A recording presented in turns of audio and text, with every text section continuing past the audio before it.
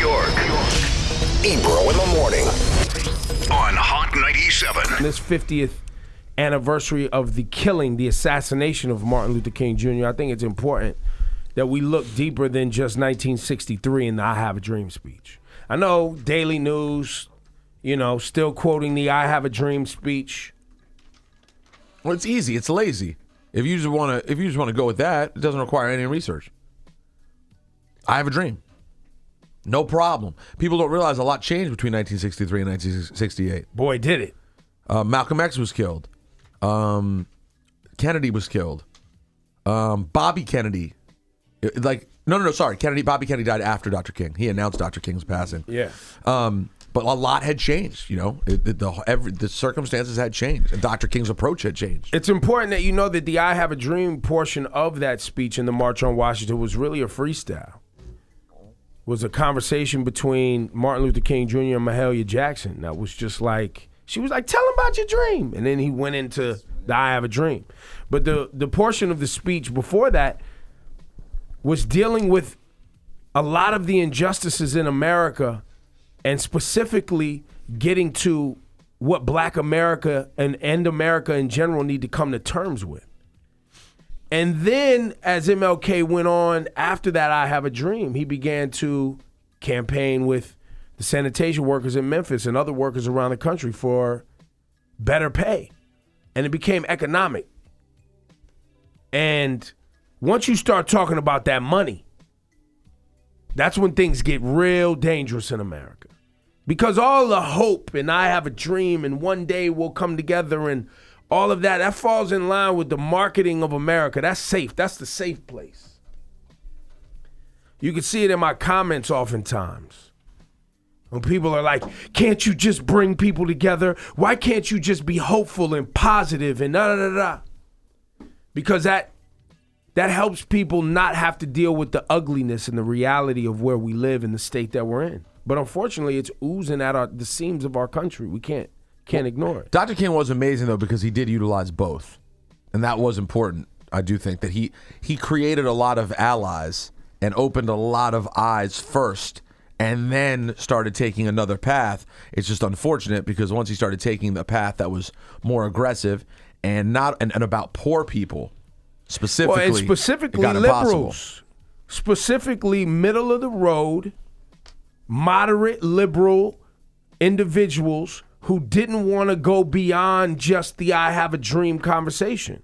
That's what the letters from Birmingham jail were about, were the people who supported him. And as he got farther to what black people actually needed to find justice and economic justice and get on equal footing with everyone else, that's when the people who were funding him and giving him money started to turn their back on him. And this is the speech that you'll hear some media outlets cover today. This is right before he was shot. All we say to America is be true to what you said on paper.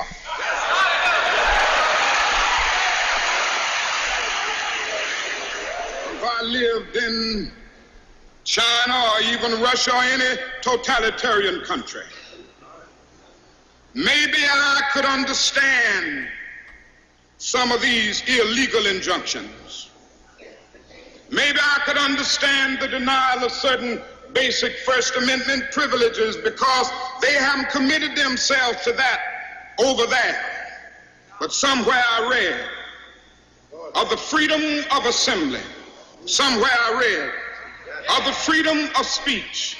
Somewhere I read of the freedom of press. Somewhere I read that the greatness of America is the right to protest far right.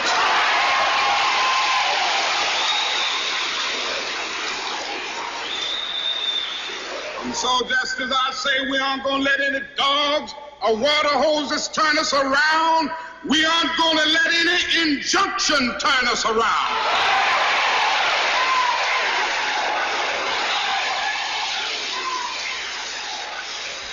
Well, I don't know what will happen now. We've got some difficult days ahead. But it really doesn't matter with me now because I've been to the mountaintop. I don't mind.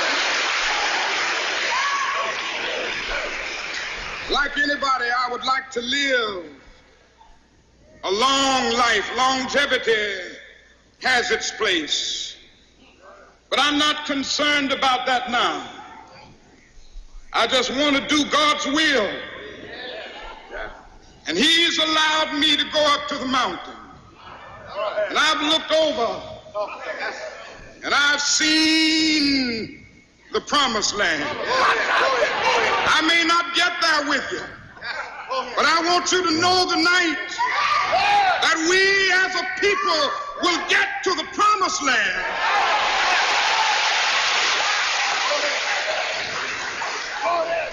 So I'm happy tonight. I'm not worried about anything. I'm not fearing any man. Mine eyes have seen the glory of the coming of the Lord.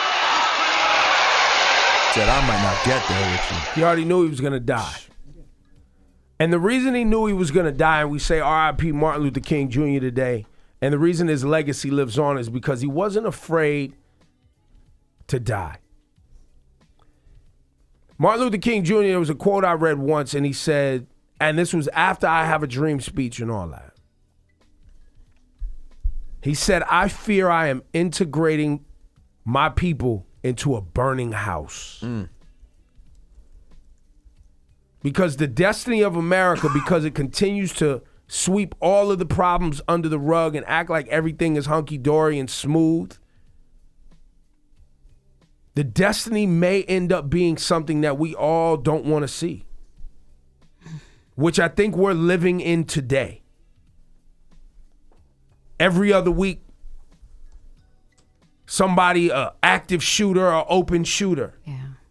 Police killing people. The economic problems, the housing crisis in New York City. People can't find places to live.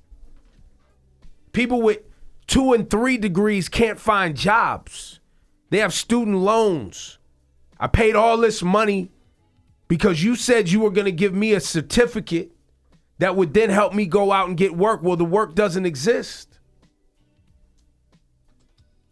And we keep sweeping it under the rug, and we keep smiling, we keep laughing, and they make sure your credit card keeps working so you could go out to the restaurant and go to a $60 movie with your family and friends. But we're not dealing with the issues of the past. And the reason they killed Martin Luther King Jr. is because he was talking like this. At the very same time that America refused to give the Negro any land, through an act of Congress, our government was giving away millions of acres of land in the West and the Midwest, which meant that it was willing to undergird its white peasants from Europe with an economic floor. But not only did they give the land, they built land-grant colleges with government money to teach them how to farm. Not only that, they provided county agents to further their expertise in farming. Not only that, they provided low interest rates in order that they could mechanize their farms. Not only that, today many of these people are receiving millions of dollars in federal subsidies not to farm, and they are the very people telling the black man that he ought to lift himself by his own bootstraps. And this is what we are faced with, and this is the reality. Now, when we come to Washington in this campaign, we are coming to get our check.